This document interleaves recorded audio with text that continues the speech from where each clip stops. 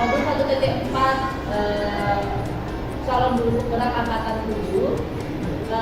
Pada kesempatan ini dipersilakan untuk Pak Joko Suswanto selaku Kepala UPT SMP Negeri 1 Sukoharjo untuk memberikan arahan dalam diseminasi ini. Silakan Pak. Terima kasih. Assalamualaikum warahmatullahi wabarakatuh. Selamat pagi, salam sejahtera bersama Pak Ibu. Ya, Bapak Ibu yang saya hormati, Pak Istimewa Ibu SPD yang pada saat ini sedang melaksanakan diseminasi budaya positif kepada Bapak Ibu khususnya dan kepada Bapak Ibu Dewan Guru UPT SMP Negeri 1 Sukoharjo pada umumnya. Secara kedinasan, saya mendukung sepenuhnya program yang sedang dilaksanakan oleh Ibu Bintang Widora ini, dan saya berharap Ibu Bapak dapat mengambil manfaat positif dari kegiatan tersebut. Di sisi lain, juga Ibu Bapak dapat mendorong, mengambil maknanya, dan menjadi sumber inspirasi baru untuk mendukung Ibu Bapak dalam menjalankan tugas sebagai tenaga pendidik di sekolah kita ini. Kemudian kedepannya Ibu Bapak juga saya harapkan mengikuti langkah yang telah dilakukan oleh Ibu Bintang Widora untuk mengembangkan budaya positif di sekolah kita. Sekolah adalah tempat anak-anak untuk menimba ilmu pengetahuan, mencari budaya-budaya positif, kemudian mengembangkan diri dan mempersiapkan masa depannya. Maka dari itu Ibu Bapak saya minta untuk mendukung sepenuhnya untuk menyiapkan masa depan anak-anak kita. Itu yang dapat saya sampaikan. Terima kasih sekali lagi. Dukungan moral, dukungan material, dukungan spiritual saya sampaikan kepada Bapak Ibu semua, saudara kepada Bintang Widora yang saat ini sedang melaksanakan diseminasi. Terima kasih. Wassalamualaikum warahmatullahi wabarakatuh. Terima kasih kepada Pak Joko Suswanto atas keterangannya. Mudah-mudahan setelah kegiatan hari ini akan ada hal-hal positif yang terbudayakan di sekolah kita. Baik, pengarahan sudah selesai. Sekarang kita akan langsung menuju ke materi diseminasi. Terima kasih. Bapak Ibu, kita langsung ya Bapak Ibu.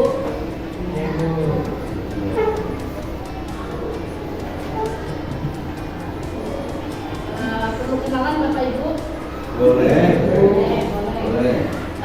Baik Bapak Ibu, saya sekarang sedang dalam program calon guru penggerak, program pendidikan calon guru penggerak angkatan 7. Untuk angkatan 7 dari SMP kita satu-satunya, mudah-mudahan nanti di angkatan-angkatan selanjutnya akan muncul lagi CGP yang lainnya. Bapak Ibu, hari ini kita akan mengenal tentang budaya positif. Kita ice breaking dulu ya Bapak Ibu ya. Boleh ya Bapak Ibu? Oke, ice breakingnya adalah door. Nah, kalau door ini Bapak Ibu, kita tidak perlu karena ruangan, jadi kita tidak perlu kita perlu membuat lingkaran. Kira-kira di sini saja ya Bapak Ibu, berdiri saja ya Bapak Ibu ya. Bapak Ibu berdiri saja. Caranya seperti ini Bapak Ibu. Bapak Ibu nggak perlu kenalan lagi kan, satu sama lain sudah paham. Nah, Bapak Ibu, door ini adalah saya yang memegang senapan. Saya yang memegang senapan. Kemudian ketika saya bilang door, misalkan nih Bapak Ibu, saya bilang door ke Bu Emi, berarti Bu Emi harus duduk kanan kirinya yang berhadapan dengan Bu Suci dan Pak Hidayat. Siapa yang door nama duluan, dia yang tetap berdiri. Berarti yang tidak menyebut duluan, dia duduk. Contoh ya, misalkan saya tembak Bu Emi ya, misalkan ya, saya tembak Bu Emi. Door seperti itu, Bu Emi langsung duduk. Nah, tinggal Bu Suci dengan Pak Hidayat yang berhadapan dan kedor duluan siapa? Bu Suci, Bu Hidayat, siapa yang duluan nyebut? Ya, Siapa yang duluan nyebut nama? Iya, duluan. Jadi kalau misalkan yang berhasil duluan dia tetap ikut main. Harus yang berhadapan. Berarti nih, terus ke sini. Nanti kalau saya nembak ya Bu Suci berarti Bu Mayang, Bu Emi. Nembaknya Pak Wami berarti Bu Didi sama Pak Imam, gitu ya. Oke, siap ya? Kalau Bu Didi berarti yang berhadapan Bu Wami, Bu Wami. Pak Wami dengan Bu Ampri.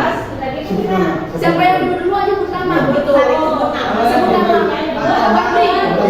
Pak Wami, itu namanya. Ya, gitu.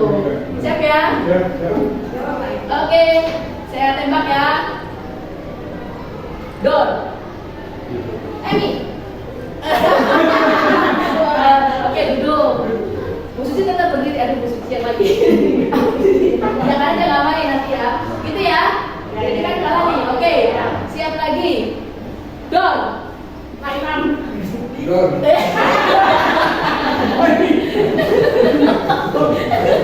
Disebut nama. Disebut nama, Pak. Pak Imam duduk. Pak Wami berdiri. Gitu ya. Dor. Emi. Bukan kesana. Ya udah duduk.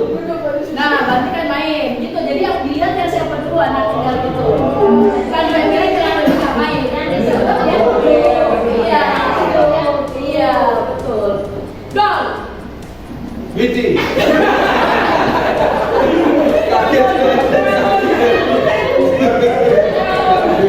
Kaget ya langsung.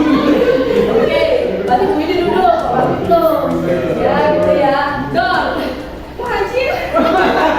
Mati. Duduk, gitu ya. Dor. Amti. Oke, Bapak Ibu. Berarti coba duduk, berarti yang berperan. Pak Wami, Pak Toa, Bu Maya, dan Pak Nurindaya. Tepuk tangan dulu Bapak Ibu. Ini bisa dipakai dari Bapak Ibu ice breakingnya di kelas. Ini karena pasti dibuat lingkaran, ya. Oke, atau dibuat grup seperti ini juga bisa di kelas. Next, Bapak Ibu. Nah, Bapak Ibu kenal dengan ini siapa Bapak Ibu? Ki Hajar Dewantara. Yang paling Bapak Ibu ingat dari Ki Hajar Dewantara apa Bapak Ibu?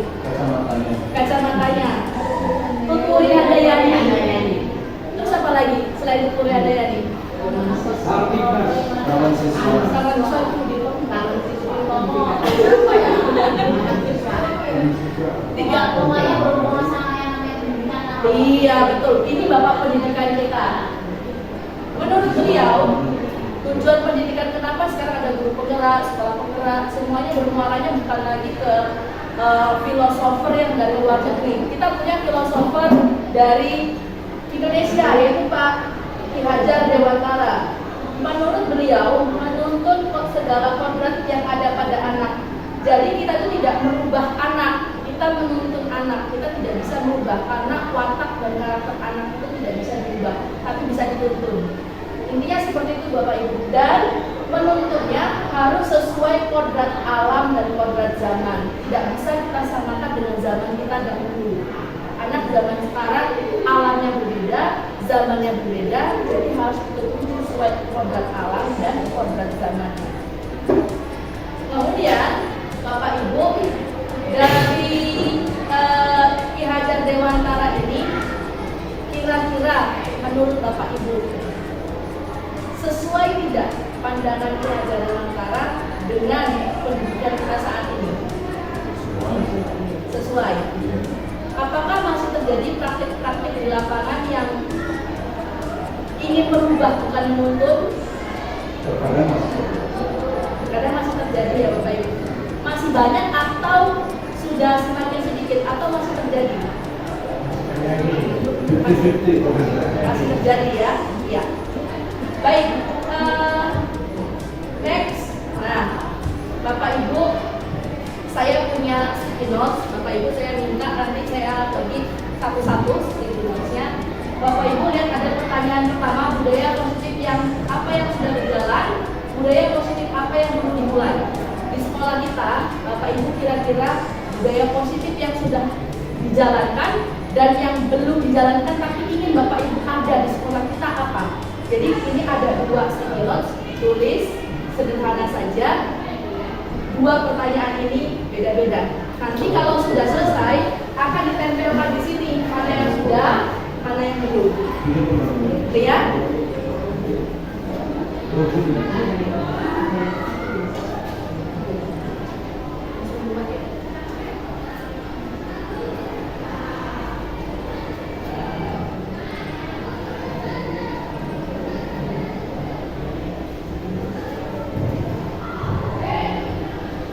Satu yang sudah, satu yang belum.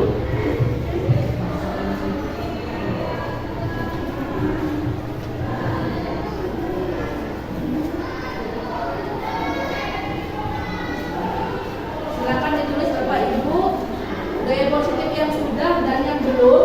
Kalau yang sudah selesai boleh langsung ditempelkan di sini Bapak Ibu yang sudah dan yang belum.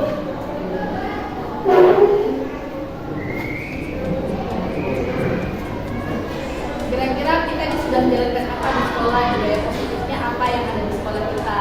Terus yang kira-kira belum dan ingin dilaksanakan apa.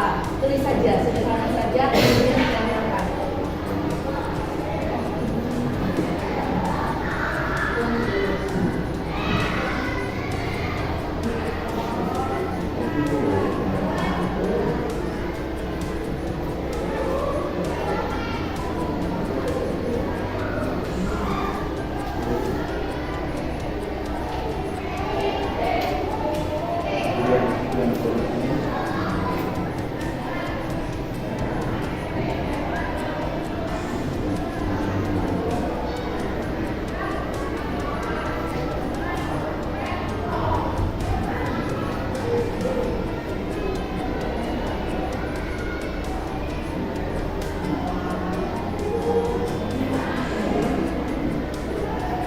Sudah Pak?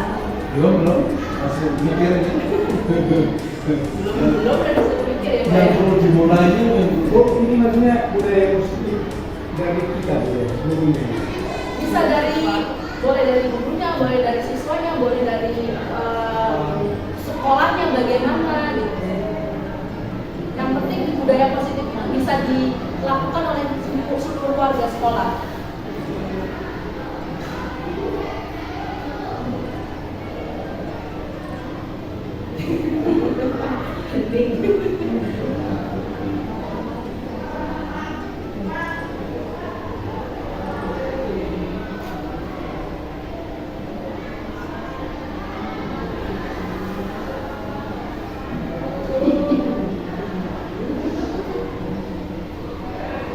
Udah Pak? Nur? Belum. Sudah Bu Didi?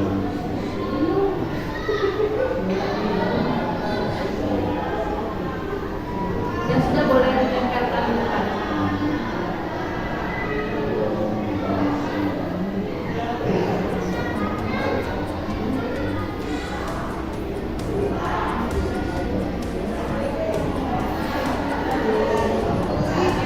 Ya?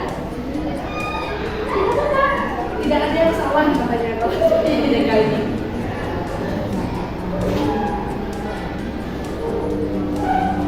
Satu-satu saja tidak apa-apa Bapak Ibu, budaya positifnya tidak banyak.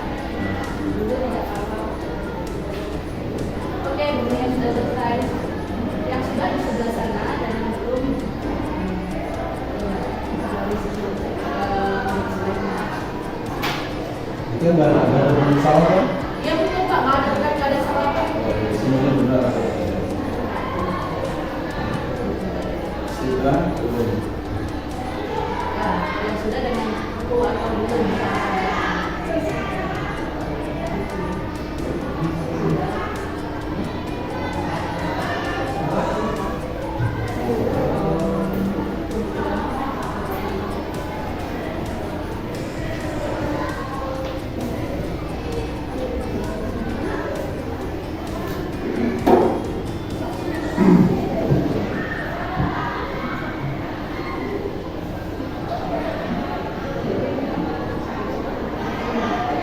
Nggak apa-apa.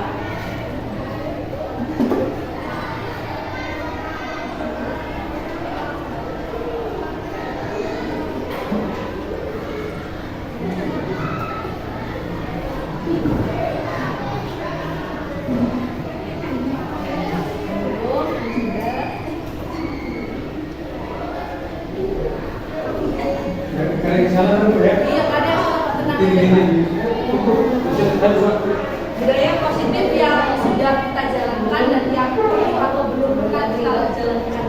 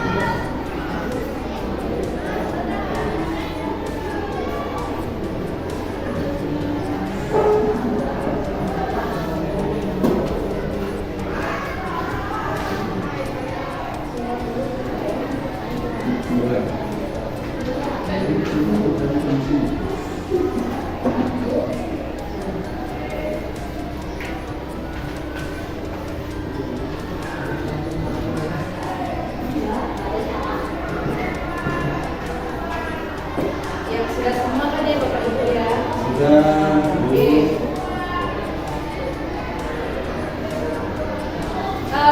Baik Bapak Ibu, ini yang pertama punya saya tentang baca-baca ya Bapak Ibu. Yang sudah beberapa kelas sudah memiliki keyakinan kelas. Wah, kita penting ini keyakinan kelas Bapak Ibu. Dan yang belum mengurangi pemberian hukuman pada siswa yang melakukan kesalahan. Nah, kemudian kayaknya lumayan udah ini nih, udah ngerti nih wadah info kemana. Kemudian ini Pak Toha, berdoa sebelum dan sesudah dalam proses belajar ya, budaya positif yang sudah kita lakukan. Kemudian memperlakukan siswa sesuai dengan kondisi siswa dan tidak digeneralisasi. Kemudian ini punya siapa ya yang ketiga ya? Baca kitab sebelum belajar. Ini ya, membaca kitab sebelum belajar, literasi budaya positifnya sudah dijalankan dan yang belum adalah jabat tangan di depan pintu gerbang. Nah, belum kita lakukan. Ini sebagian sudah. Kemudian pelaksanaan upacara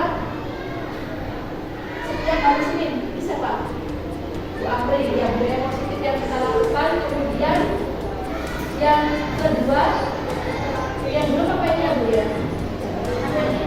Gimana?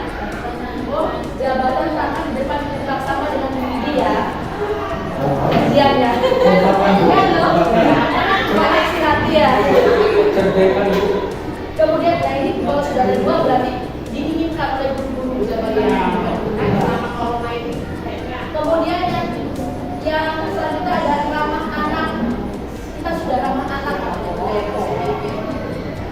Dan yang belum membujuk atau merayu siswa. Jadi perlu membujuk dan merayu siswa. Waduh. Oh, mengingatkan. Ini siapa? Oh, Pak Fajir. Oh, Bu Emi. Memberikan reward kepada siswa atau siswi. Memberikan reward katanya. Kemudian ini banyak ini yang sudah datang atau kehadiran tepat waktu, etika sopan santun, berpakaian sesuai aturan, membuat rapat mengajar. Siapa yang tidak salah? Papi, mantap Papi. Budaya positifnya sudah ada semua ya. Yang belum, masih ada anak yang terlambat, masih ada anak yang bolos ketika jam belajar. Kemudian ini ada siapa yang di bawah? Oh, Pak Muhajir. Budaya positif yang sudah guru menjalankan tupoksinya sesuai dengan disiplin ilmunya. Ya, beberapa memang sebagian hampir semuanya mengajar sesuai tupoksi ilmunya ya. Kemudian yang kedua, peserta didik belum sadar pentingnya kebersihan dan kesehatan. Kemudian dari Pak Imam ya. Pak Imam, siswa mulai masuk ke sekolah tepat atau sesuai dengan jadwal. Kemudian masih ada beberapa siswa yang terlambat sekolah dan perlu lebih disiplin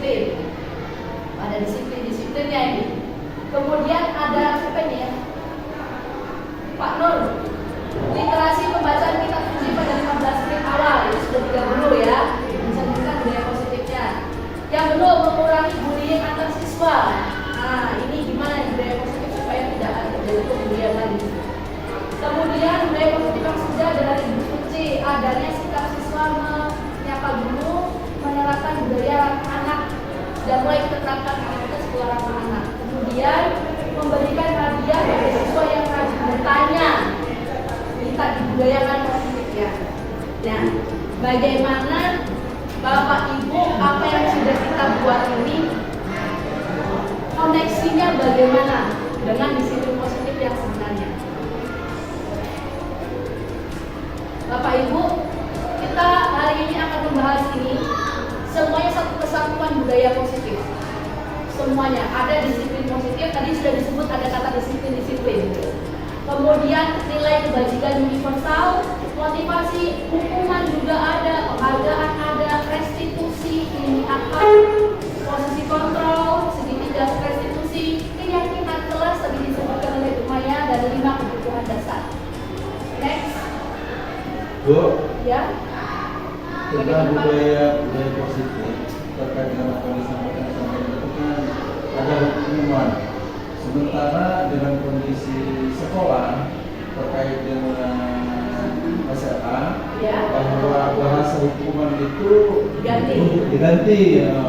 diganti, tidak menggunakan bahasa hukuman. Jadi itu kalau misalnya dalam SMA bahasa hukuman itu tidak termasuk termasuk Ramah anak. ya, termasuk Ya. budaya positif. Betul. Di guru penggerak pun hukuman itu diganti juga menjadi konsekuensi logis. Gitu ya. Jadi ternyata sih nih SRA kita dengan apa yang sedang digiatkan sama pemerintah khususnya Kemdikbud tentang guru penggerak, sekolah penggerak itu ternyata sinkron ya Bapak Ibu. Nah, di sini yang pertama menanamkan disiplin positif atau keyakinan kelas dan profil pelajar Pancasila sesuai visi guru penggerak. Jadi di sini Bapak Ibu mungkin ada yang sebagai wali kelas, keyakinan kelas ini bukan hanya milik guru penggerak, bukan hanya milik CGP, milik semua Bapak Ibu. Bahkan dulu sebelum saya masuk angkatan 7, saya sudah menuliskan namanya keyakinan kelas. Mungkin Bapak Ibu dulu sering menerapkan tapi tidak tahu ternyata itu keyakinan kelas. Misalkan kesepakatan kelas atau apa, iya kontrak belajar atau apa itu sejenisnya. Ternyata itu jenis keyakinan kelas. Nah, itu sebisa mungkin sebagai wali kelas itu ada keyakinan kelas yang memang benar-benar disepakati. Bukan guru yang membuat, tetapi ada kontribusi siswa juga membuat keyakinan kelas itu. Nah, kemudian yang kedua, memenuhi kebutuhan dasar siswa sesuai kodrat anak. Ini nanti ada 5 kebutuhan dasar, kita akan lihat Bapak Ibu. Kemudian menempatkan diri pada posisi kontrol, pemantau, dan manajer. 2 hal ini yang paling diajukan, tapi kita sering melakukan 5 posisi yang lain. Nanti kita akan lihat. Mengajak siswa melakukan restitusi sesuai nilai dan peran guru penggerak. Jadi sekali lagi tidak hanya guru penggerak yang bisa melakukan restitusi, tapi semua guru bisa Bapak Ibu. Kemudian next. Nah, Bapak Ibu, ini tidak perlu bergerak-bergerak Bapak Ibu. Ini ada cobalah buka. Bapak Ibu sudah partneran. Mungkin nanti Pak Toha bisa sama Bu Maya. Ya. Silakan ambil peran, mana yang jadi A, mana yang jadi B. Ambil peran dulu. Siapa mau jadi A? Tanda tangan yang jadi A. Oke, Bu Maya A. Ini siapa jadi A? Bu Emi ini. Pak Nur A. Widi.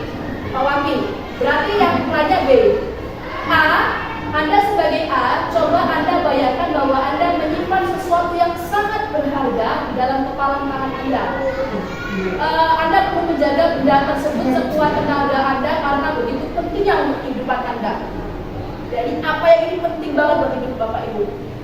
Tugas rekan B mencoba dengan segala cara untuk membuka kepalan tangan Anda. Boleh membujuk, menghardik, mengintimidasi, memarahi, menggoda, mengkritik dan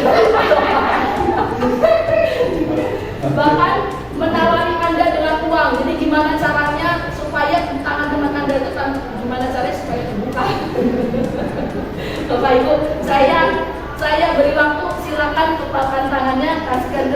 yang mau dibuka atau bagaimana terserah, atau dirayu-rayu terserah Bapak Ibu. Coba Bapak Ibu.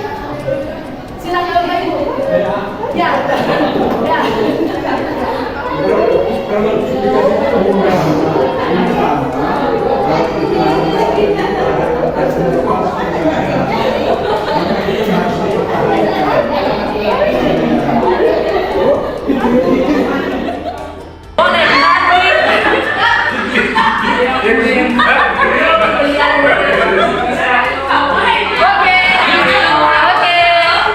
Sudah Bapak Ibu? Oke, sekarang fokus lagi ke depan Bapak Ibu. Lihatlah kebunku penuh dengan bunga. Perhatikan Bapak Ibu. Sekarang saya mau tanya Bapak Ibu. Sebagai A, ada yang membuka kepala tangannya? Ada yang membuka kepala tangannya? Ada. Pak Wami membuka kepala tangan. Alasannya kenapa Pak? Walaupun itu sangat berharga Pak, tetap terbuka Pak. Oke. Bu Emi terbuka nggak? Belum. Pak Don? Belum. Alasannya kenapa tidak membuka? Kuat sekali dilihatnya. Asal bunyinya apa Bu? Kenapa tidak mau buka tangannya? Kalau dibuka nanti di sini sesuatu rahasia kalau dibuka. Oh gitu. Pak Toha tadi sendirian. Apakah bisa membuka tangan tertekannya? Saya belum sempat. Pak Nur, kenapa tidak membuka tangannya? Karena barang ini sangat penting guys. Oke, Bu Emi? Karena rahasia. Rahasia. Pak Muhajir, gimana cara Pak Muhajir tadi supaya Pak Nur dorong membuka tangannya? Bisa dibujuk pakai makanan buka tapi si Pak Nur tetap saja kuat dengan pendiriannya Bu. Kenapa tidak dicoba metode Pak Imam menggelitik? Saya juga sudah gitu saya bicara sampai saya kritik perlahan-lahan masih tetap kuat di Oke, baik Bapak Ibu. Saya tanyakan, kenapa apakah Anda atau B membuka kepala tangan? Ternyata tidak, sama saja. Dalam kegiatan ini sesungguhnya siapa yang memegang kendali atau kontrol untuk membuka atau menutup tangan? Siapa Bapak Ibu? Yang A atau yang B? Yang punya kendali membuka dan menutup tangan itu yang A atau yang B? Yang A. Kita yang punya kendali diri. Orang lain walaupun mempengaruhi kayak mana asal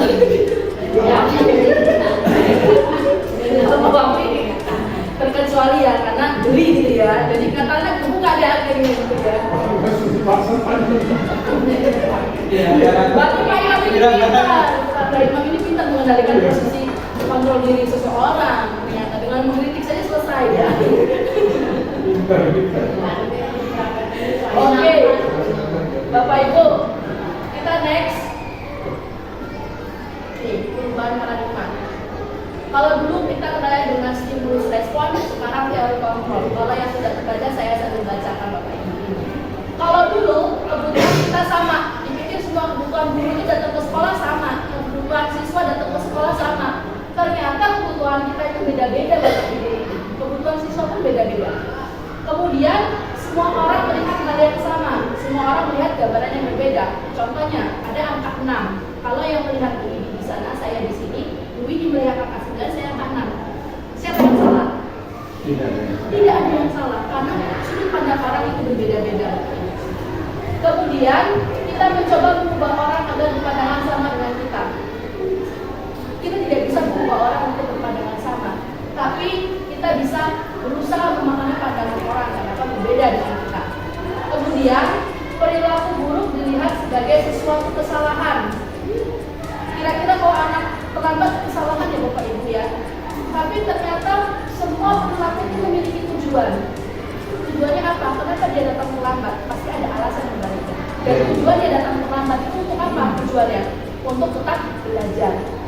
Ternyata setiap kesalahan orang itu punya tujuan, Bapak Ibu, punya alasan. Ya.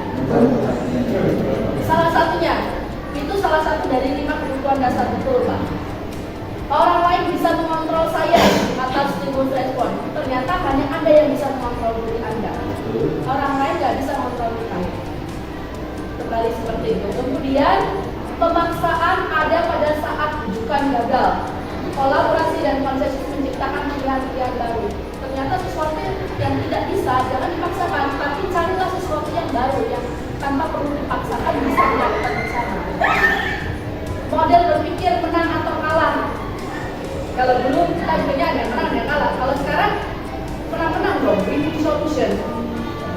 Pak Imo tadi termasuk memaksakan Bu ya. Tapi ada dua.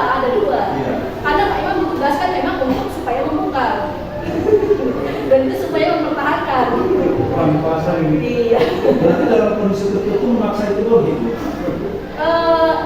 Dalam kondisi tertentu, dalam kondisi apa dulu? Gitu. Pemaksanya yang dipaksa mau atau tidak? Nah, itu juga akan terlihat Bapak. Kemudian ini kalau sebenarnya kita tidak ada lah mengambil jargon Pegadaian mengatasi masalah tanpa masalah. Menang-menang semua, win-win solution. Next, apakah budaya positif berkaitan dengan kedisiplinan? Berkaitan. Pak Toha, gimana menurut Pak Toha? Kenapa berkaitan? Ya, anak atau orang yang bisa berperilaku disiplin itu pada hakikatnya karena dia mampu mempraktekkan dengan budaya positif. Oke. Jadi kalau sudah mengatakan budaya positif, berarti dia disiplin. Ya. Oke, yang lain ada pandangan yang lain atau sama? Sama ya. Oke, next. Kecil ya. Nanti saya bacakan intinya. Makna kata disiplin. Ketika mendengar kata disiplin, apa yang terbayang dalam benak kita? Terlintas itu kata disiplin itu pasti tata tertib, teratur, rajin, patuh sama peraturan, betul? Ya. Betul Bapak Ibu. Sering dihubungkan dengan hukuman, iya nggak Bapak Ibu? Gak disiplin kena hukuman. Kalau sekarang konsekuensi lubis, ya. Karena padahal itu semua berbeda Bapak Ibu, karena belajar tentang disiplin positif tidak harus dengan memberikan hukuman. Justru itu adalah salah satu alternatif terakhir dan perlu tidak digunakan sama sekali. Itu yang paling akhir dan memberikan hukuman. Nah, dalam budaya kita, makna kata disiplin dimaknai menjadi sesuatu yang dilakukan seseorang pada orang lain untuk mendapatkan kepatuhan. Kita cenderung menghubungkan kata disiplin dengan ketidaknyamanan. Contoh, disiplin waktu, datang telat. Kalau telat saya merasa tidak nyaman. Kenapa? Karena takut ditegur, takut kena hukuman, takut jadi cibiran dan lain-lain. Ternyata mindset kita masih di situ tentang disiplin. Bapak pendidikan kita mengatakan tentang disiplin, di mana ada kemerdekaan, disitulah harus ada disiplin yang kuat. Sesungguhnya disiplin itu bersifat self-disiplin, yaitu kita sendiri yang mewajibkan kita dengan sekeras-kerasnya, tetapi itu sama saja. Sebab kalau kita tidak cakap melakukan self-disiplin, wajiblah penguasa lain mendisiplinkan kita. Dan perlakuan demikian itulah harus ada di dalam suasana yang merdeka. Tadi merdeka, sekolah, kurikulum merdeka. Tapi kalau namanya disiplin itu harus diterapkan dalam diri sendiri. Kalau kita tidak bisa mendisiplinkan diri sendiri, terpaksa orang yang lebih posisinya kawan lebih dari kita yang akan mendisiplinkan kita. Kenapa? Karena kita tidak bisa mendisiplinkan diri sendiri. Orang lain tidak Betul. Betul. Ya. Ada juga yang seperti itu ya. Dia cuma cerita, saya itu di rumah itu tertekan dulu.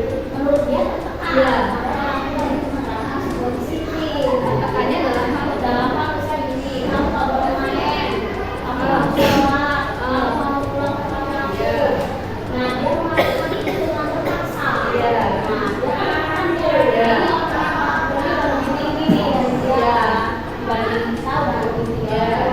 Dia pernah cerita, saya tertekan dengan disiplin seperti itu. Saya pengen hidup merdeka dan apa adanya seperti apa yang saya mau. Tapi ya tapi orang tua yang terima.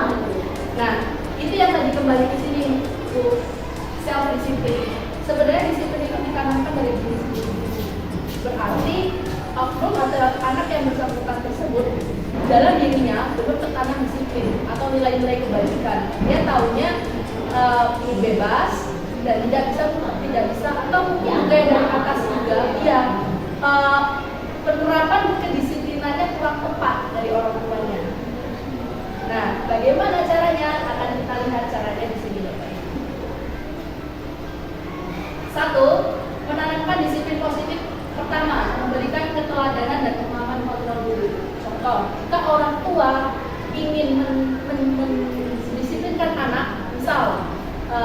apa tadi misalnya selalu belajar, kurangi main HP.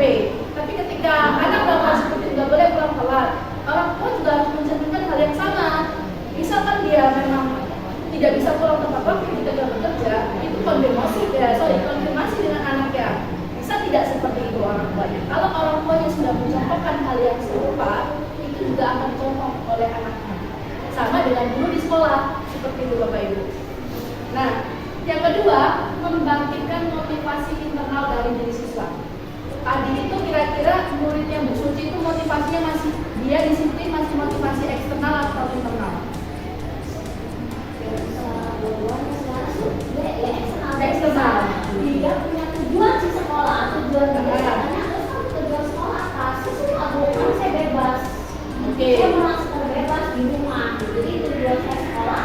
Selain saya pengen dapat ini, saya bebas. Bebas dari aturan orang tua saya. Tapi kalau di sekolah itu sistem kami yang nggak boleh terlambat, nggak boleh sepatu warna hitam, nggak boleh bawa jam belajar. Tapi saya merasa bebas pribadi. Di rumah. Oke. Mungkin dia juga di rumah, kalau di sekolah bisa bebas main HP dan seperti di rumah mungkin seperti itu ya. Nah, ternyata motivasinya itu masih dominan motivasi eksternal dia disiplinnya. Kenapa? Dia termotivasi untuk disiplin karena ada dorongan dari orang tua. Tidak internal, dia di sekolah, di kelasnya belum tumbuh. Nah, kemudian membuat keyakinan kelas. Bapak Ibu mungkin nanti bisa disampaikan atau ketika kita briefing atau minimal dari diri kita sendiri, dari kelas kita, membuat keyakinan kelas, tempelkan seperti itu. Sudah berjalan dan itu bisa menjadi salah satu tiket kita menyelesaikan setiap masalah yang ada di kelas, karena kesepakatan atau keyakinan kelas bersama. Next, tujuannya menanamkan motivasi pada murid-murid kita, yaitu untuk menjadi orang yang mereka inginkan dan menghargai diri sendiri dengan nilai-nilai yang mereka percaya. Ini tadi kembali. Ketika ada pribadi yang mungkin motivasinya belum internal, itu yang harus ditumbuhkan. Motivasi dari dalam diri. Karena yang paling kuat motivasi eksternal dengan internal itu internal. Kalau dari luar itu hanya memotivasi stimulusnya saja, sedangkan yang motivasi betul kuat itu datangnya dari internal diri sendiri. Saya mau sekolah karena saya mau belajar, saya pulang tepat waktu karena saya memang menghargai waktu dan saya menghargai diri saya untuk saya pulang tepat waktu. Kalau belum berproses sampai ke situ, berarti motivasi internalnya dia menghargai diri sendiri itu belum sampai ke tahap itu. Bisa jadi, kenapa? Karena cerminannya di rumah belum menerapkan apa yang dibuat dalam peraturan rumah mereka, seperti itu. Ataupun di sekolah juga sama seperti itu. Jadi pada orang tua Contoh, betul. agar kita Karakter disiplin, ya betul. Motivasi internalnya tumbuh. Kenapa? Karena ada budaya positif yang diterapkan di karena rumahnya. kasih bahasa yang adil terlalu kayak gitu. Next, Bapak Ibu, motivasi perilaku manusia dari Guy Bosen. Satu, untuk menghindari, jadi disiplin itu salah satunya adalah katanya untuk menghindari ketidaknyamanan atau hukuman, untuk mendapatkan imbalan atau penghargaan dari orang lain. Motivasinya banyak ternyata. Yang ketiga, untuk mendidik orang yang mereka inginkan dan menghargai diri sendiri dengan nilai-nilai yang mereka percaya. Bapak Ibu pribadi, saya mau tanya, Bapak Ibu cenderung 1, 2, 3? 1, 2. 3 sedikit ya, ada tapi sedikit ya. Tapi ada ya Pak ya? Ada. Tapi lebih dominan 1, 2 ya Pak ya, manusiawi Pak. Betul. Lebih Bapak Ibu lebih yang kemana? Oke, 1, 2 ini rata-rata lah ya, 1, 2. Kalau ini disiplin itu karena menghindari hukuman, ini disiplin karena mengharapkan sebuah penghargaan atau hadiah. Yang ketiga ini memang karena menghargai diri sendiri saja, menghargai diri sendiri, percaya bahwa kalau kita disiplin itu kita bisa jadi contoh dengan yang lain, seperti itu. Kira-kira Bapak Ibu, kalau dari Pak Tohan nomor berapa Pak? Saya nomor 1 atau nomor 2? dua nomor tiga, Mbak. Tapi Namanya di situ itu kebutuhan itu. berarti nomor 3 Bapak. Nomor 3? Iya. Berarti Bapak sudah di level 3. Tapi 1, 2 ada nggak Pak?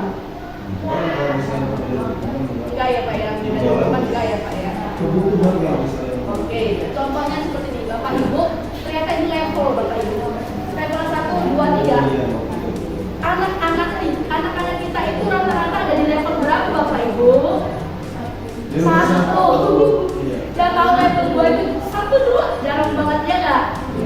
Jangan siswa, guru, kita aja deh. Kita ada di level berapa Bapak Ibu? Saya deh. Saya 1, 2, kadang-kadang 3. Paling banyak ya sebenarnya enggak juga sih 1, 2, 3 juga enggak gitu. Kira-kira gimana nih Pak? Enggak boleh ya Pak ya? Boleh saja. Boleh saja. Sesuai dengan kodratnya tadi itu kan. Ya berpakit lah sendiri. Jangan untuk menghindari ketidaknyamanan, karena lama-lama kita akan berpikir terbiasa terus akhirnya ke level 3. Iya, Nah, iya. itu sendiri ya. Betul. Kayak enak nih kalau nanti dapat sekolah, otomatis dapat motivasi Iya. itu ke level 3 langsung. Gua nggak usah. Jadi ini Bapak Ibu keadaan loh. Iya betul, tergantung keadaan. Cuman Bapak Ibu kayaknya kalau yang nomor 1 ini, kalau hukuman itu verbal dan non verbal. Misalkan verbalnya kalau verbal kan fisik nih. Kalau verbal cuma diomong aja, Pak telat Pak Nur. Ada jasa kedua kan? Misalkan Tapi gitu. hukuman secara psikologis itu, kalau secara hukum itu lebih berat hukumannya. Oh, ya. Terus kemudian Dampaknya berat ya, Pak, ya? dampaknya secara psikologis itu lebih apa ya, lebih sulit untuk dihilangkan ketimbang dicubit loh. Oh ya, mungkin Ya, ada nah, beberapa kalau gitu cubit ya. ya sudah. Tapi kalau misalnya dengan ucapan, ya, dengan ucapan itu dampak psikologisnya bahkan bisa sampai bertahun-tahun nggak bisa hilang. Gitu. Iya betul sekali Pak. Contohnya teman saya, namanya Maya ini. Iya Pak, gimana Pak? Dia masih membekas gitu ya Pak ya? Iya, kalau membekas. Jadi kalau dikasih hukuman gimana Pak? Perlu nggak Pak? Gimana? Perlu nggak kasih hukuman Pak? Perlu. Perlu. Tadi penjelasan ibu yang Bukan konsekuensi logis Pak. bukan tadi kan hukuman itu bisa digunakan, tapi kalau bisa dihilangkan tidak Betul. bisa. Artinya masih ada celah bisa menggunakan hukuman. Iya. Akan tapi Pilihan tingkat akhir. pilihan Iya. terakhir. Hanya saja hukuman itu yang sifatnya mendidik ketika dilakukan kepada siswa kita. Iya. Balik lagi yang tadi Bintang bilang, sebenarnya masing-masing kita nakal orang itu masing-masing. Ya diri dia. Kontrol diri. Iya. Masing-masing kan hanya apa ya, fase-fase untuk menghindari ketidaknyamanan sampai pokok, sampai seperti itu kan. Dalam artian bisa mendidik kita untuk masuk ke fase Iya itu. betul. Jadi ada yang positif yang ternyata dan awalnya terpaksa, tapi akhirnya jadi kebiasaan. Gitu ya Bapak Ibu ya. Oke, next. Nah, ini memahami kebutuhan dasar siswa Bapak Ibu. Ada 5 kebutuhan dasar siswa. Apakah kita sudah memenuhinya? Apakah kita sudah memenuhinya? Bapak Ibu, kalau yang saya dapatkan dari ilmu belajar CDP ini, kalau ada salah satu saja yang tidak terpenuhi dari siswa, maka dia akan berusaha memenuhi kebutuhan dasar itu dengan cara apapun. Baik itu cara negatif pun dia bisa lakukan. Contoh, yang pertama survival atau kebutuhan bertahan hidup. Ini yang paling dasar banget Bapak Ibu. Artinya makan, minum, bertahan hidup ya. Tidur istirahat yang cukup. Misal Bapak Ibu, ada Bapak Ibu bisa contohkan tidak salah satu contoh ketika kebutuhan dasar itu tidak terpenuhi dan anak melakukan hal negatif dari hal tersebut. Contohnya apa Pak? Berbohong. Dalam Contoh hal? misalnya saya lapar, itu saya mau lapar, nanti dulu, bisa akan berbohong. Kita dia merasa. Betul sekali. Jadi kalau misalkan ada anak-anak ke kantin makan, mungkin dari rumah dia belum sarapan. Berarti kebutuhan dasar dia untuk kenyang belum terpenuhi. Jadi ketika ada anak ke kantin, bisa kita tanyakan dulu. Misalnya, jadi hal itu adalah cara dia memenuhi kebutuhan dasarnya. Kenapa? Karena dia lapar. Namanya manusia, kebutuhan dasar jadi dorongan, ada dorongan dia memenuhinya. Dengan apa? Akhirnya negatif, dia berbohong bilang ke toilet, tahu-taunya ke kantin. Seperti itu Bapak Ibu. Ternyata ada tujuannya anak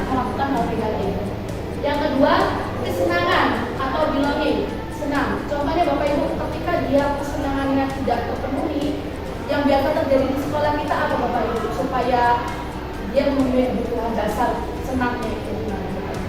Biasanya muncul di sekolah.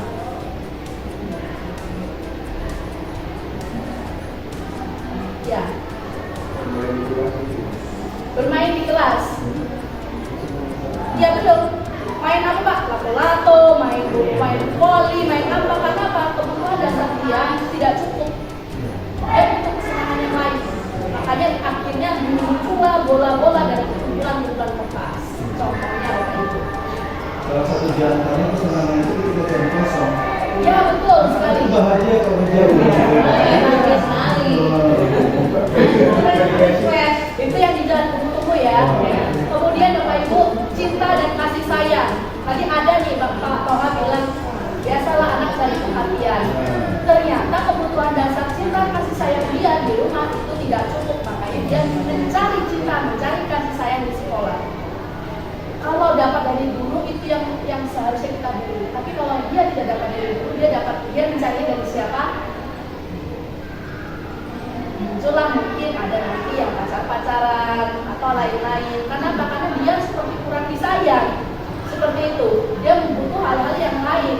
Kalau anak penuh biasanya kasih sayang atau dari sekolah, ada temannya dari sekolah, dia akan lebih cenderung sibuk dengan menyibukkan diri dengan aktivitas yang lainnya, tentang hal-hal yang tidak berguna atau kurang berguna. Next, kebebasan. Bapak Ibu, ada nggak anak-anak kita gitu yang supaya jalan-jalan? Itu berarti kebutuhan dasarnya dia tidak bebas, dikekang di rumah. Akhirnya dia suka bebasnya di sekolah. Nah, itu salah satu contohnya. Mungkin ini adalah salah satu kebutuhan dasar yang dia tidak dapat di rumah dan mencarinya di sekolah. Terus kita adalah memenuhinya kebebasan itu. Kemudian selanjutnya adalah penguasaan. Penguasaan ini ada dua macam, penguasaan dalam pelajaran atau penguasaan dalam dominasi kelas. Ada yang dia mendominasi di kelas karena dia butuh pengakuan, butuh ada penguasaan. Ada kebutuhan dasar seperti itu, atau dia tidak atau kurang paham dengan pelajaran tertentu, dia butuh penguasaan itu. Nah, kita di sekolah yang mempunyai andil untuk memenuhi 5 kebutuhan dasar ini. Next, sekarang ini masuk ke posisi kontrol. Bapak Ibu, saya mau jelaskan, nanti Bapak Ibu pilih ya mana yang sudah dan pernah dilakukan. 1. Penghukum. Seorang penghukum bisa menggunakan hukuman fisik maupun verbal. Orang-orang menjalankan posisi penghukum senantiasa mengatakan bahwa sekolah memerlukan sistem atau alat yang dapat menekan murid-murid lebih dalam lagi. Nah, next, membuat merasa bersalah, bersuara lebih lembut, membuat rasa bersalah kepada muridnya, menciptakan sebuah suasana yang hening, nyaman, tapi bersalah. Kemudian anak itu merasa rendah diri karena ada kata-kata yang kita keluar. Ibu sangat kecewa sekali dengan kamu. Contoh kata-kata yang sering kita gunakan. Berapa kali Bapak harus memberitahu kamu? Gimana coba kalau orang tua kamu tahu kamu berbuat begini? Karena ini posisi kontrol untuk membuat merasa bersalah. Jadi kamu nggak kasihan sama orang tua kamu. Karena kalimat-kalimat itu adalah posisi kontrol ketika kita ada di pembuat rasa bersalah kepada anak. Apakah sudah pernah Bapak Ibu? Sering. Terus harusnya bagaimana Ibu? Nah, kita lihat lagi Pak. Teman, siapa nih yang posisi kontrolnya ada di teman? Posisi kontrol yang tadi Bapak Ibu pegang. Nah, yang tadi kita mainkan ada di diri. Teman, guru pada posisi ini tidak akan menyakiti murid, namun akan tetap berupaya mengontrol murid melalui persuasi. Persuasi itu bujukan. Posisi teman pada guru bisa negatif ataupun positif. Ternyata bisa negatif juga. Contohnya kalau teman itu seperti apa yang saya pelajari. Misalkan, Maya, kamu terlambat lagi. Jangan gitu dong. Oke deh, masuk nggak apa-apa. Nanti ini aku yang ngomong sama Pak Nur. Kalau kamu telat karena ban motor bocor. Kira-kira begitu ya. Itu contohnya. Maya, ada kedekatan dengan saya. Sebagai murid ada kedekatan dengan saya karena saya dianggap sebagai posisinya teman. Nah, ketika saya wali kelasnya sakit atau libur, kemudian yang mengontrol itu misalkan Bu Emi, apakah Maya akan menurut dengan Bu Emi? Belum tentu. Kenapa? Karena merasa bukan teman dan tidak nyaman. Gitu Bapak Ibu. Ternyata ada posisi negatifnya. Kenapa? Ketika digantikan posisinya, anak itu tidak akan bisa seperti ketika dengan guru yang dia rasakan. Seperti itu Bapak Ibu. Next, pemantau. Penanganan siswa berdasarkan sanksi dan konsekuensi bukan hukuman. Kalau ini lebih ke prosedural Bapak Ibu. Nah, sanksi. Manajer, ini posisi paling tinggi. Apakah kita sudah di posisi ini? Mempersilahkan murid mempertanggungjawabkan perilakunya, mendukung murid agar dapat menemukan solusi atas permasalahannya sendiri, tanpa harus marah-marah. Kamu salah, kamu gini, tanpa membuat rasa bersalah, tanpa itu. Tapi kita langsung mengambil posisi kontrol. Posisi kontrol sebagai manajer. Itu gimana sih? Nah, contohnya Bapak Ibu, kalau manajer, misal Bapak Ibu, misalnya Pak Muhajir dengan Pak Wampi sedang berselisih. Ini yang saya pelajari. Sedang berselisih di lapangan, kemudian Pak Wampi menarik baju Pak Muhajir, kancing bajunya lepas, mereka berantem. Kalau pada posisi seperti itu, misalkan Bu Widi sebagai guru olahraganya, pertama kali akan seperti apa Bu Widi? Kalau misalkan muridnya Pak Wampi sama Pak Muhajir ini berkelahi dengan ada yang sampai kancing bajunya lepas seperti itu. Kalau baik didudukkan, kalau kancing bajunya lepas, Yang suruh betulin siapa Bu? Pak Wampi ya, kalau Pak Wampi ya tapi. Oh, jadi Bu Widi langsung suruh Pak Wampi membenarkan. Ya karena bertanggung jawab dengan apa yang sudah dilakukan. Oke. Melerai. Jadi yang melerai dulu. Yang ngobrol. Katanya apa? Oke. Bisa kalau itu sampai yang lepas, gimana kita menggali sebuah permasalahan yang menyebabkan kancingnya Pak Wampi itu lepas. Nah, dengan seperti itu kita akan tahu berarti permasalahan di sini nih. Kita bisa menyelesaikan dengan cara tapi ya apa sih bersama makanya yang kita lakukan sebagai guru bisa seperti itu ya siswa. Ya. Kalau kita langsung susah, kita paling nggak kita dengan dulu lah. Sih kok bisa mereka ada salah apa gitu? Kalau mau mental. Iya ya. Iya. Betul sekali Bu Widi dengan Bu Suci, betul sekali. Jadi kalau ketika ada dalam masalah apapun ya, tidak hanya anak berkelahi saja. Ini saya contohkan misalkan berkelahi. Diduduk dibagi betul, ditanyakan digali masalahnya betul. Kemudian, tapi ada satu yang saya juga pelajari, ternyata saya posisinya kalau seperti itu, posisi saya masih posisi ada campur tangan hukum juga. Kenapa? Karena tanpa saya bertanya dulu dengan Pak Wampi, saya langsung kasih konsekuensi, jahitkan bajunya Pak Muhajir. Seperti itu. Tidak muncul sendiri dari Pak Wampinya sendiri, ingin bagaimana dia menyelesaikan masalah itu. Nah, jadi kita dianjurkan masuk ke posisi manajer dalam hal dudukan bersama, kemudian ditanya, oke Pak Muhajir mau bagaimana kancing bajunya lepas? Pasti akan dijawab, saya mau bajunya saya dibenerin gitu. Misalkan udah clear nih permasalahan mereka, saya mau baju saya dibenerin. Terus tanya dengan Pak Wampi, apakah mau? Pak Wampi masih menolak. Kita tanya lagi, misalkan saya nggak bisa jahit, tenang aja, di sini ada alat jahit, tapi saya nggak bisa jahit, nanti Bu itu yang ngajarin gitu. Akhirnya apa? Pak Wampi menjahitkan bajunya Pak Muhajir karena keinginan Pak Wampi sendiri ingin memperbaiki kesalahan yang diperbuat. Itu salah satu hal yang dicontohkan dan dianjurkan ketika menyelesaikan masalah dalam posisi manajer. Seperti itu. Next. Nah, ini yang saya tanyakan Bapak Ibu. Ada posisi penghukum, pemberi rasa bersalah, teman, pemantau, manajer. Bapak Ibu, sejauh ini posisi mana yang sering masih posisi 1? Penghukum. Masih ada? Kedua, pemberi rasa bersalah. Ya. Ada. Ya, terkadang kita juga melakukan hal yang sama. Memberi rasa bersalah itu yang paling sering dilakukan. Supaya anak itu bersalah, dia itu merasa tujuan kita apa sih?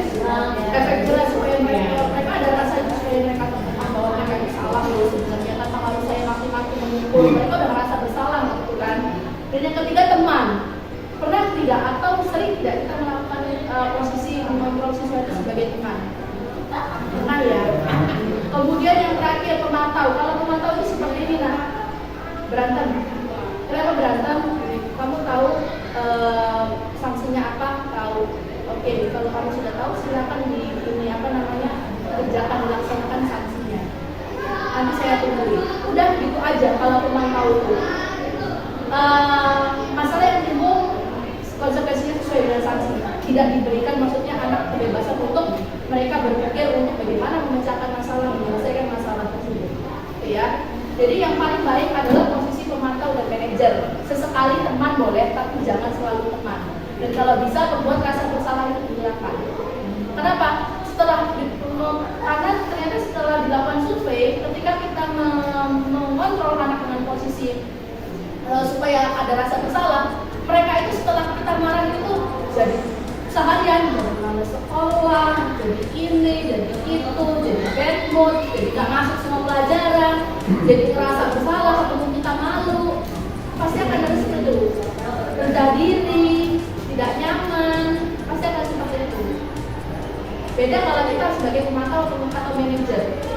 Jadi memang mereka konsekuensinya sesuai dengan yang mereka inginkan. Mereka akan lebih nyaman seperti itu dan biasanya mereka akan segan untuk mengulanginya lagi. Itu survei, ternyata sudah dijalankan lebih baik. Ibu, kalau misalnya kita menempatkan diri sebagai pemalu, anak-anak terjadi di sekolah ini dengan seperti yang disampaikan ini, apa mungkin persoalan akan selesai? Manajer.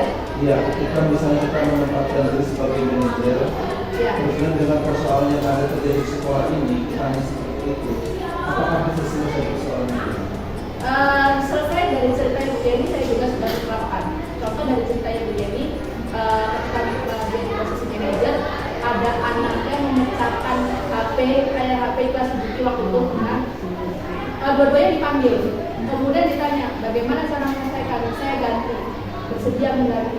Oke, nggak memperpanjang, yang satunya HP-nya pecah, dan itu tidak memaksa, maksudnya keluar dari mulut kita sendiri, kamu ganti ya, atau gimana, tapi memang kemauan anak sendiri, dia merasa bertanggung jawab dan harus menyelesaikannya. Dan itu clear, nggak perlu waktu lama, maksudnya bukan berhari-hari menyelesaikannya seperti itu, tidak, karena di antara mereka berdua sudah ada komitmen bahwa HP itu akan diganti layarnya. Saya pun ketika ada anak yang waktu itu selisih paham dan ada manggil nama orang tua, saya panggil waktu itu dua-duanya, kemudian saya kasih tahu keyakinan kelas kita apa, saya kembalikan keyakinan kelasnya apa, membuat nyaman, kamu membuat nyaman temanmu tidak, jadi diajak diskusi dulu. Terus gimana? Saya tanya, saya yang memantik mereka untuk bagaimana menyelesaikan masalah itu. Ya udah Bu, saya ini, saya minta maaf. Dia nyebutkan sendiri, ya udah kamu minta maaf. Tidak kita yang menyuruh, tapi muncul dari anak itu sendiri. Itu yang diharapkan hasil dari posisi program manager. Masalah selesai tidak selesai itu tergantung kesulitan dan kerumitan masalahnya. Kalau tidak selesai di kita, itu bisa kita minta bantuan dari teman-teman lain. Next ya Pak ya. Contoh begini, Ibu. Ya. Sampai hari ini, sambil contoh persoalan si Ibrahim Aziz sampai hari ini tidak dengan metode apapun dia tidak ada telat. Pak Menteri kemarin saya berangkat jam 9, kemarin saya berangkat jam setengah 10. Pak Sekjen hari ini saya berangkat jam setengah 8, kemarin saya berangkat jam setengah 9. Bahasa seperti itu. Nah, ketika menghadapi anak dalam tanda kutip memang normal cara berpikirnya, memang menggunakan metode yang kita sampaikan itu bisa. Akan tetapi, ada beberapa anak ini memang yang tidak bisa menggunakan metode itu, karena memang hukuman itu perlu. Kalau misalnya memang masih dalam anak-anak yang dalam realnya memang menggunakan seperti itu. Guru kita tanya, anak sudah menyampaikan ya apa yang dia lakukan, profesi apa yang lakukan, terus memang menyelesaikan seperti apa. Kalau anak-anak yang memang bisa seperti itu, akan tetapi memang di sekolah kita ada anak-anak yang istilahnya memang dalam tanda kutip ini memang sudah dia nggak apa yang nggak boleh dikatakan termasuk abnormal. Oh iya. Nah, maka dengan metode apa yang disampaikan itu tadi istilahnya tidak bisa diperlakukan untuk semua siswa seperti itu.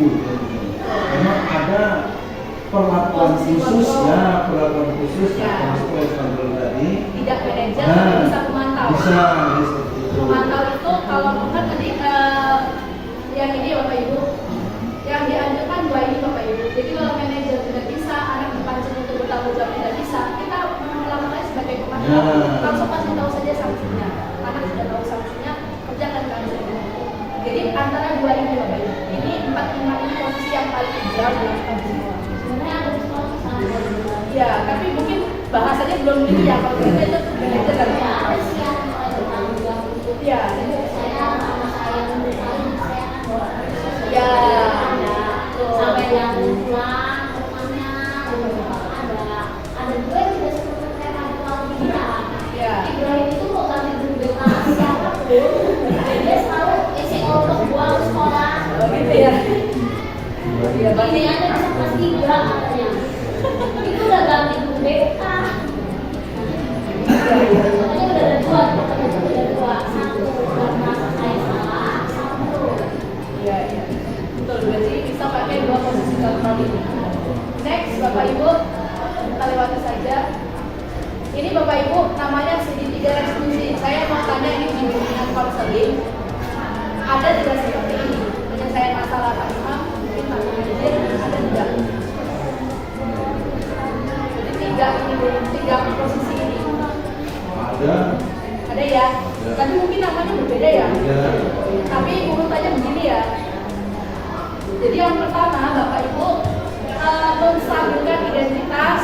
Menstabilkan itu berarti apa? Tadi menggali dulu permasalahannya, kenapa, dan lain-lain. Kemudian yang kedua validasi tindakan yang salah. Itu ya. Jadi kalau sudah tahu kita permasalahannya apa, kemudian kita validasi sama anak ya, salahnya di bagian mana. Itu ya. Kemudian menanyakan keyakinan. Nah, kembali lagi, keyakinan kelas itu penting banget. Kalau keyakinan sekolah itu jarang diingat, mungkin kita bisa memperingkas keyakinan kelas. Keyakinan kelas itu bisa beberapa poin. Atau kesepakatan kelas itu nggak perlu banyak-banyak, tapi sudah menyangkut misalkan menciptakan kenyamanan antar teman.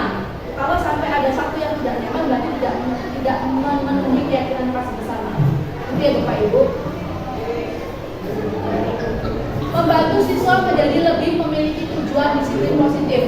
Jadi ternyata ada keyakinan kelas itu bisa membantu siswa untuk memiliki tujuan, memulihkan keadaan siswa setelah berbuat salah, itu kemudian menuntun siswa untuk berperilaku bukan didasarkan untuk menyenangkan orang lain atau menghindari ketidaknyamanan, namun tujuannya adalah untuk menjadi orang yang menghargai nilai-nilai kebajikan. Jadi anak-anak itu dikasih keyakinan kelas bukan karena untuk menghindari hukuman atau mengharapkan penghargaan, karena tidak seperti itu Bapak Ibu. Next. Nah Bapak Ibu, ada beberapa hal yang sebenarnya juga kontra, tapi ini harus disampaikan sebenarnya. Ternyata selain hukuman atau konsekuensi logis yang sekarang berubah itu tidak dianjurkan. Ternyata penghargaan itu yang saya baca itu penghargaan adalah salah satu penghargaan itu adalah sebuah hukuman. Kira-kira benar tidak bahasa itu Bapak Ibu? Penghargaan sebuah hukuman. Bukan itu. Jadi saya pernah dapat teori tentang bahwa hidup dan punishment itu memainkan sangat penting dalam proses pendidikan belajar anak. Artinya anak itu tidak harus berhasil juga terus gitu. Jadi sekali itu memang perlu diberikan hukuman. Karena hanya hukuman itu kan sebenarnya kita perlu melakukan hukuman yang mendidik. Hanya saja terkadang kita kan lepas kontrol yang namanya hukuman, karena yang namanya manusia itu kan tidak stabil terus emosinya. Ya. Jadi kalau misalnya memang hukuman dan hadiah itu sangat memainkan penting dalam proses pendidikan. Ada stimulus yang bisa dimainkan dan itu masih terjadi praktek-praktek di lapangan. Tapi coba Bapak Ibu, penghargaan menjadi sebuah hukuman. Kira-kira Bapak Ibu memaknai kata-kata itu bagaimana? Penghargaan sebagai hukuman. Ya, penghargaan itu akan menyebabkan seperti sebuah hukuman. Ya nggak Bapak Ibu? Contoh, saya kasih contoh ya. Ketika saya berpikir, oh ya benar kata-kata itu. Kenapa seperti itu? Ketika saya ranking 1 terus, saya dapat penghargaan dalam uang. Kemudian ketika saya tidak melakukan itu, saya seperti ada hukuman sendiri. Saya harus disiplin belajar, saya harus ini itu hukuman sendiri. Bahkan saya hukumannya adalah saya menjaga nama baik saya di depan orang-orang, padahal saya tidak sebaik itu. Itu jadi hukuman kalau untuk diri sendiri. Tertekan tidak? Iya. Ternyata penghargaan yang berlebihan itu membuat sebenarnya kita memberikan hukuman untuk anak. Penghargaan yang berlebihan. Jadi kamu ini itu terus. Ketika dia melakukan kesalahan atau dia tidak sesuai dengan apa yang kita inginkan, pasti akan ada rasa kecewa di diri dia sendiri. Dia tertekan kalau dia tidak seperti apa yang kita inginkan. Itu adalah Bapak Ibu. Oh iya. Jadi kira-kira betul nggak penghargaan itu bisa menjadi sebuah hukuman? Bisa. Ternyata begitu ya.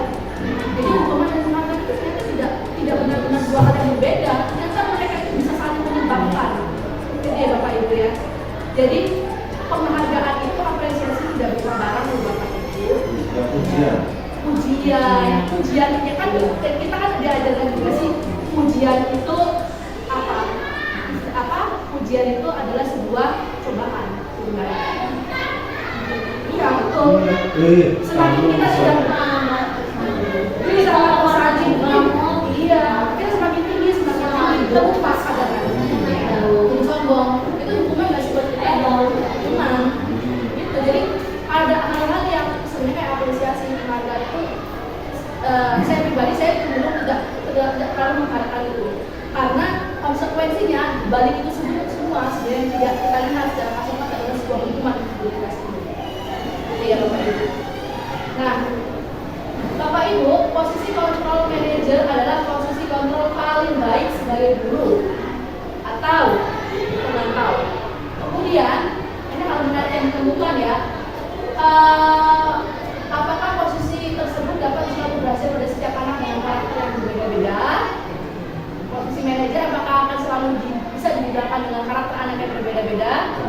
Tidak. Boleh nggak sih kita masih pakai posisi kontrol sebagai teman? Boleh. Sebagai penghukum?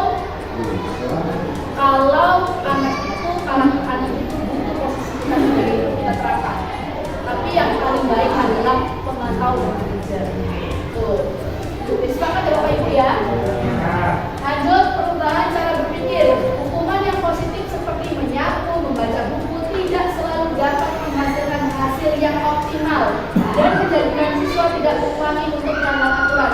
Namun yang terpenting adalah bagaimana treatment yang kita lakukan dapat merubah motivasi intrinsik pada siswa. Contoh Bapak Ibu, terlambat bersihin WC, bolos bersihin WC. Mindsetnya anak-anak berarti membersihkan WC itu hukuman. Bukan karena dia membersihkan WC supaya sehat, supaya bersih, jangan dipakai. Harusnya kan seperti itu mindsetnya. Tetapi karena itu jadi sebuah hukuman, akhirnya dia berpikirnya kalau saya bersihin WC itu hukuman. Ya bukan Bapak Ibu.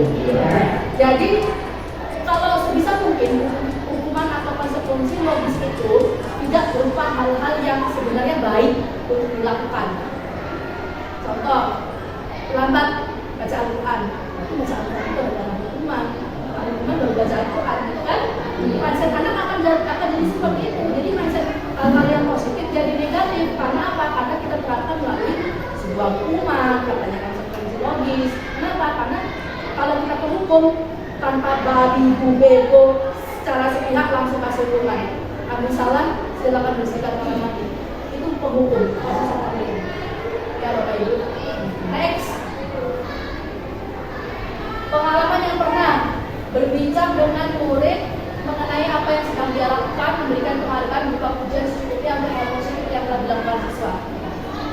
kita pernah kan mengalami ini, memuji sekedarnya, tidak berlebihan. Ya masa anak bagus di kelas kita abai, mereka juga akan merasa saya udah ini tapi kok biasa aja ya, pasti akan rasa seperti itu. Senormal dan tidak berlebihan ya, kalau bisa seperti itu kita memberikan penghargaan atau pujian. Jangan berlebihan memberikan pujian, karena apa? Itu nanti jadi canggung anak. Jadi Bapak Ibu, next, perasaan dan hal yang sudah baik tetap perlu diingatkan. Senang dengan apa yang dilakukan karena memberikan dampak yang positif bagi siswa. Oke, ini kita next. Bapak Ibu, ini adalah rancangan tindakan aksi nyata yang mudah-mudahan bisa kita laksanakan, dan saya berharap tidak hanya saya saja, tapi semua guru bisa berkontribusi. Namanya Sabusata. Kira-kira apa Bapak Ibu? Sabusata, satu buku, satu tahun. Satu tahun. Kita tahun kemarin sudah mengawali. Saya inginnya ini akan berlanjut budaya positif seperti ini Bapak Ibu. Ya, Sabusata, satu buku, satu tahun. Artinya yang menciptakan buku kita tidak hanya beli buku, tapi kita juga bisa menciptakan buku. Menciptakan banyak guru bisa buat teknologi atau apapun, kerjasama sama kantor boleh. Jadi kita berdayakan dengan yang ada.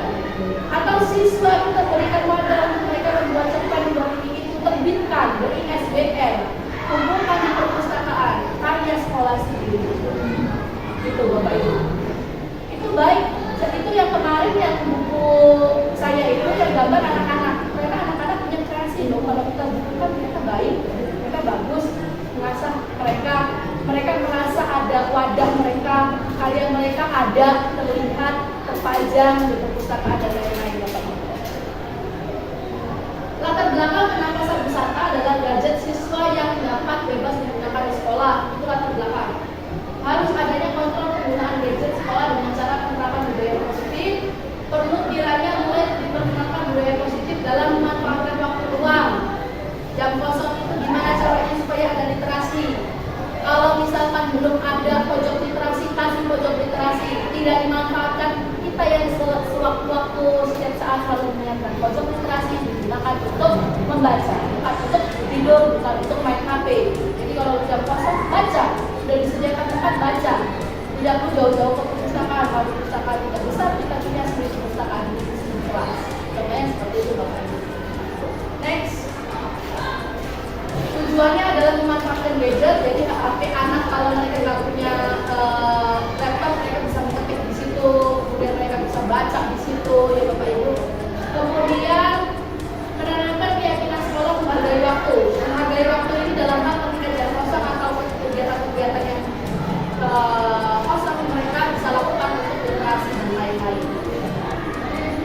Kemudian ini sudah dilakukan dan ini sedang proses berjalan, tapi ini belum sampai ke atas Sabusata.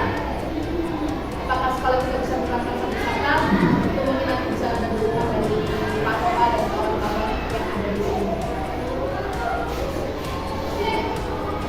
Kegiatan ini dilaksanakan dengan jadwal yang diserahkan kepada masing-masing siswa. Proyek itu bisa lebih dari satu karya, satu buku 1 tahun minimal.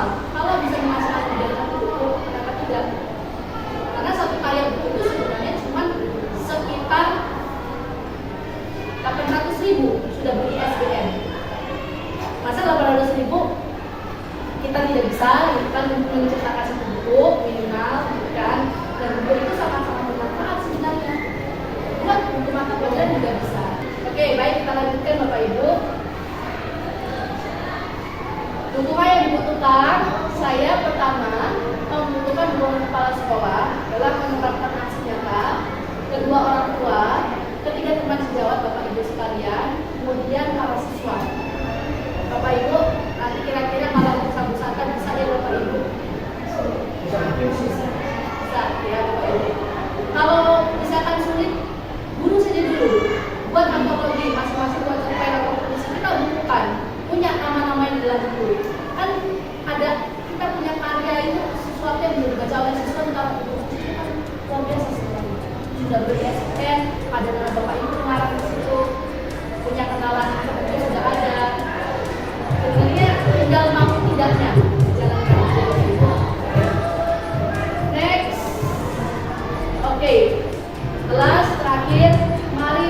budaya positif yang akan kita jalankan bersama. Bapak Ibu di sini sudah dan belum? Kira-kira nanti bisa disampaikan melalui isinya Pak Toha, bisa disampaikan apa yang diinginkan oleh mungkin budaya sekolah kita, apa saja, seperti jabatan di depan, kemudian apalagi tadi ya, banyak sekali yang belum dan ingin diterapkan di sekolah kita. Oke, Bapak Ibu, itu saja syarat dari kita hari ini. Ada pertanyaan Bapak Ibu? Mungkin testimoni atau apapun yang Bapak Ibu dapatkan hari ini, monggo silakan satu atau dua orang. Silakan. Ya, baik Pak Toha. Terkait dengan apa yang sudah disampaikan Ibu tadi dari awal sampai akhir tentang budaya positif, ada satu hal yang memang sulit untuk dilakukan, bukan tidak bisa dilakukan tapi memang sulit. Walaupun satu tadi tentang terkait dengan disiplin positif, bahwa kita ini harus mampu memberikan keteladanan. Ya. Nah, keteladanan memang itu sesuatu yang tidak sulit tapi berat untuk dilakukan. Oleh karena itu, apa yang sudah disampaikan oleh Ibu tadi sangat bagus sekali, tapi bukan hanya sebatas pengetahuan yang kita peroleh saja, akan tetapi memang benar-benar bisa kita wujudkan dalam kehidupan sehari-hari, apakah itu di sekolah, apakah itu di rumah. Jadi manakala istilahnya kita semua selaku pendidik yang ada di SMP bisa memberikan keteladanan, saya yakin akan lebih mudah kita mempengaruhi anak-anak kita untuk berperilaku positif, apakah dia di sekolah ataupun di rumah. Terima kasih. Yang lainnya mungkin ada tambahan? Itu lagi mungkin dari dua akhir atau ya?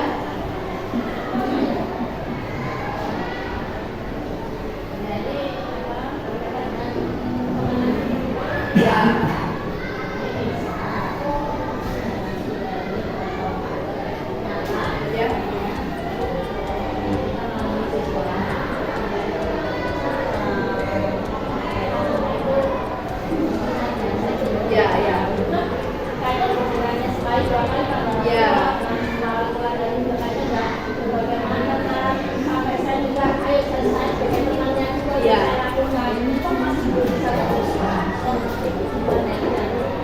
Kalau itu sepertinya tadi kalau kata Pak Toha ada perlakuan spesial karena ternyata dengan posisi kamu apapun belum sampai.